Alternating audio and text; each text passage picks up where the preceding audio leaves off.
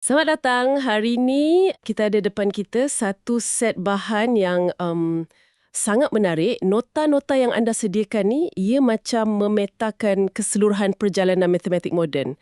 Dari darjah 1 sampailah habis sekolah menengah. Dan bila saya belet semua ni, ada satu soalan besar yang asyik bermain dalam kepala saya. Soalan yang mungkin anda pun terfikir, kenapa ramai orang yang bijak dalam macam-macam bidang lain, tapi bila sampai kat matematik, dia macam langgar dinding. Nota-nota ni nampaknya bagi satu jawapan, ia bukan soal pandai atau tak pandai, tapi lebih kepada ia satu rangkaian ilmu, di mana kalau satu pautan, satu link terlepas, habis, keseluruhan rantai tu putus. Jadi hari ni kita nak siasat sikit kat mana pautan-pautan rapuh ni selalu berada. Saya suka cara anda cakap siasatan. Sebab itulah intipati nota-nota ni sebenarnya. Ia bukan sekadar senarai topik, tapi satu peta. Peta yang tunjuk macam mana satu idea tu mengalir ke idea seterusnya. Dan anda betul, kalau ada satu lubang dekat tengah jalan, memang susahlah perjalanan tu. Peta yang anda sediakan ni, ia bahagikan wilayah matematik ni kepada 3 kawasan utama yang kita akan jelajah. Pertama, dunia nombor dan operasi. Kedua, alam geometri dan ukuran. Dan ketiga, lanskap data dan kebarangkalian. Jom kita mulakan siasatan kita kat kawasan pertama. Okey, jom kita mula dengan nombor dan operasi. Ini nampak macam tempat paling asas sekali kan? Tambah, tolak, darab, bahagi, semua orang tahu. Masalah betul-betul mula kat sini ke? Pada permukaannya nampak mudah. Tapi dekat sinilah asas konkret untuk semua benda dibina. Daripada 4 operasi asas tu, bahan yang anda kongsi ni tunjuk rantaian dia dengan sangat jelas. Pelajar akan beralih ke konsep yang lebih abstrak. Dalam nota ni, ia digambarkan sebagai 3 serangkai, iaitu pecahan, perpuluhan dan peratus. 3 serangkai. Ya, ini titik kritikal pertama. Ia bukan 3 topik yang berasingan. Ia 3 cara berbeza untuk tengok benda yang sama. Keupayaan untuk tukar contohnya 25% kepada 0.25 atau kepada 1/4 dengan lancar, itu kemahiran asas yang akan diguna pakai kat mana-mana. Faham. Jadi, kalau seseorang tu, dia tak berapa selesa dengan 3 serangkai ni, apa jadi kat peringkat seterusnya? Adakah dia akan terus sangkut? Kesan dia sangat besar dan ia jadi dengan cepat. Lepas je kuasai trio tu, kurikulum akan perkenalkan nisbah dan kadar. Okey. Konsep ni, dia macam jambatan pertama yang hubungkan matematik dalam buku teks dengan dunia sebenar. Cuba fikirkan pasal resepi masakan, kelajuan kereta, peta skala. Semua tu guna nisbah dan kadar. Dan konsep-konsep ni, ia sangat bergantung pada pemahaman, pecahan dan peratusan yang kukuh.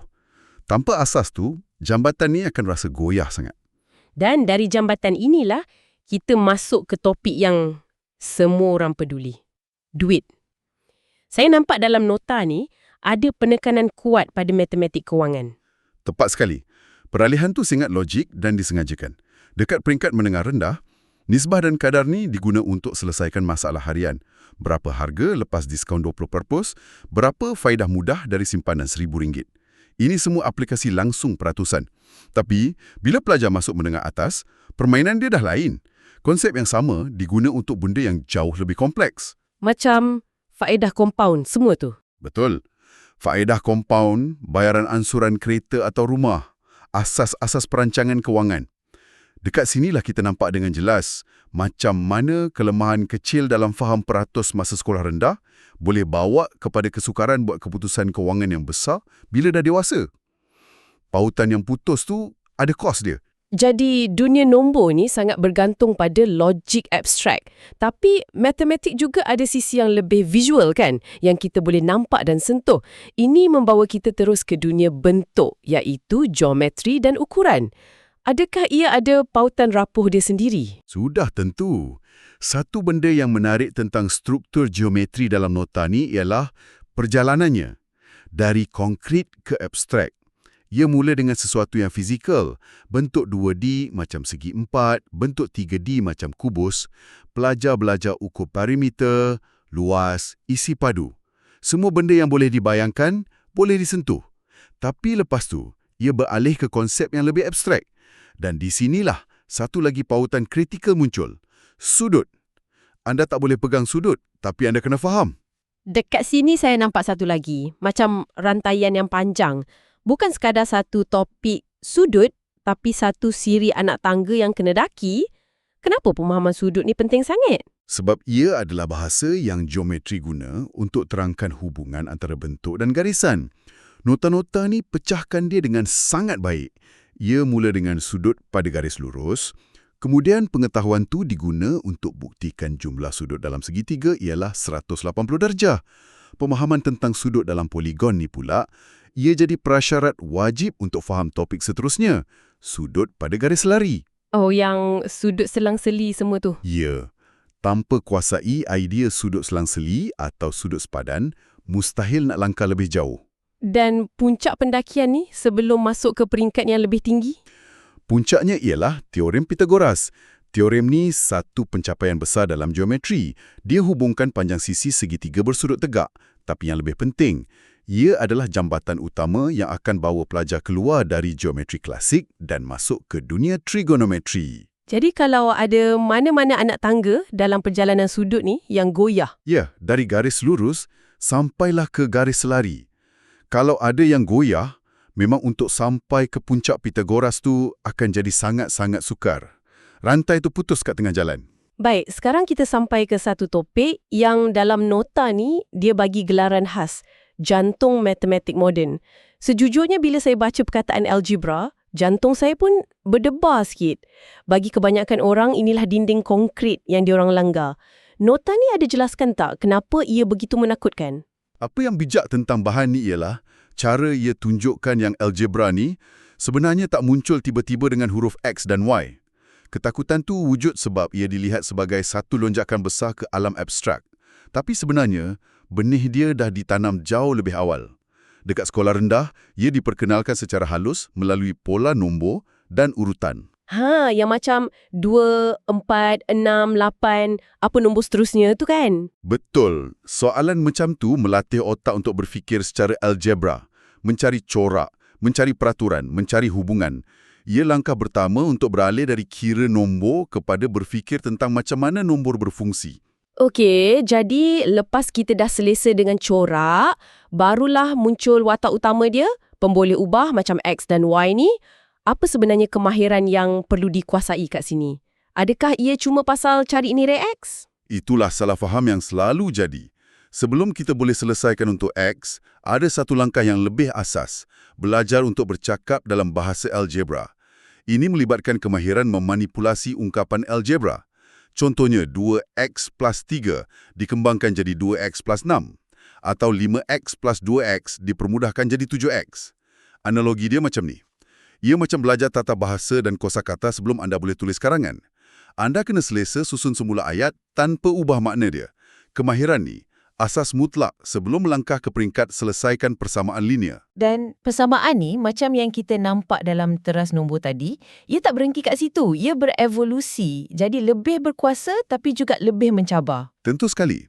Daripada selesaikan satu persamaan linear untuk cari satu X, pelajar beralih ke persamaan serentak. Ini satu lonjakan kognitif yang besar. Sebab tiba-tiba anda bukan lagi selesaikan satu masalah, tapi cari satu titik di mana dua situasi berbeza bertemu. Ia latih otak untuk berfikir tentang sistem. Contohnya, cari harga apple dan orange guna dua resit. Kemudian, dekat menengah atas, asas algebra ni jadi landasan untuk topik yang lebih abstrak macam persamaan kuadratik dan fungsi. Tulang belakang kepada fizik, kejuruteraan, ekonomi. Kalau kemahiran manipulasi tadi lemah, seluruh bangunan ni tak boleh dibina. Dalam perjalanan yang makin abstrak ni, saya perasan ada satu topik dalam nota ni yang digambarkan sebagai jambatan. Dia hubungkan dunia algebra yang simbolik dengan dunia geometri yang visual, macam satu titik pencerahan. Ya, dan topik itu ialah graf and koordinat. Kalau algebra tu bahasa simbol dan geometri tu bahasa bentuk, graf koordinat ni penterjemah dia. Ia mula dengan sangat mudah, plot titik pada paksi X dan paksi Y. Tapi fungsi dia jauh lebih besar. Ia ambil idea-idea yang terapung-apung dalam algebra dan bumikan ia dalam bentuk visual yang kita boleh nampak. Saya teringat masa sekolah dulu, cikgu saya lukis 2 garisan kad papan hitam untuk selesaikan persamaan serentak. Dan tiba-tiba semua klik. rasa macam magic. Momen aha, visual macam tu mesti penting kan? Sangat penting. Pengalaman anda tu contoh sempurna kuasa topik ni. Persamaan linear yang kita bincang tadi, contohnya Y sama dengan 2X plus 1, ia cuma simbol atas kertas. Tapi bila anda lukis atas graf, ia jadi satu garis lurus yang nyata. Tiba-tiba, anda boleh lihat persamaan tu. Anda boleh nampak macam mana nombor 2 dalam persamaan tu adalah kecerunan garisan. Dan macam anda kata, anda boleh selesaikan persamaan serentak dengan hanya cari kat mana dua garisan tu bersilang. Otak kita ni selalunya lebih mudah proses maklumat visual. Graf ni bagi wajah pada formula. Dan bagi ramai pelajar, itulah saat di mana algebra yang menakutkan tu mula masuk akal. Okey, jadi kita dah tengok dunia nombor, dunia bentuk, dunia simbol. Kepingan terakhir dalam peta minda ni nampaknya yang paling relevan dengan dunia moden kita yang penuh dengan maklumat, data, statistik dan kebarangkalian. Betul. Dan sama macam trust lain, perjalanan dia pun bermula dari sesuatu yang sangat praktikal. Dekat sekolah rendah, ia mula dengan aktiviti yang seronok. Kumpul data, tanya kawan-kawan apa warna kegemaran mereka, lepas tu persembahkan dalam bentuk carta bar atau carta pie. Dari situ, mereka belajar kemahiran asas untuk ringkaskan cerita yang data tu sampaikan dengan mengira mean, median dan mode. Apa kemahiran berfikir yang kritikal kat sini? Adakah ia cuma pasal kebolehan kira purata? Nampak macam agak mudah berbanding algebra. Mengira tu memang mudah, tapi mentafsirnya, itu kemahirannya lebih tinggi. Di sinilah ia berkembang dari statistik deskriptif, iaitu terangkan apa yang telah jadi, kepada kebarangkalian, iaitu ramal apa yang mungkin akan jadi. Ia mula dengan soalan mudah, apa peluang dapat kepala bila lambung shilling? Tapi dekat peringkat menengah atas, ia jadi lebih mendalam.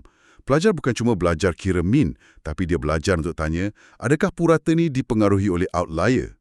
Mereka belajar tafsir trend, bukan hanya tengok nombor. Ini adalah asas kepada celik data. Satu kemahiran yang sangat-sangat kritikal hari ini. Baik, jadi lepas kita dah siasat ketiga-tiga wilayah ni, nombor, geometri dan data, dengan algebra sebagai pusatnya, kita kembali kepada soalan asal.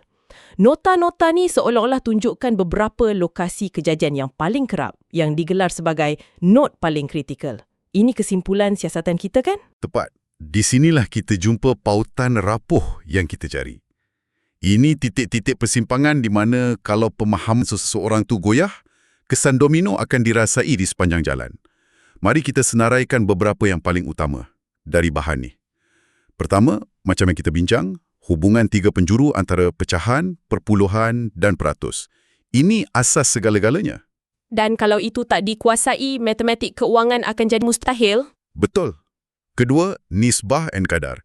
Ini aplikasi pertama yang uji pemahaman asas tadi. Ketiga, dalam algebra, pemahaman mendalam tentang apa itu pemboleh ubah dan kemahiran asas untuk memudahkan ungkapan. Ini tata bahasa algebra. Ya.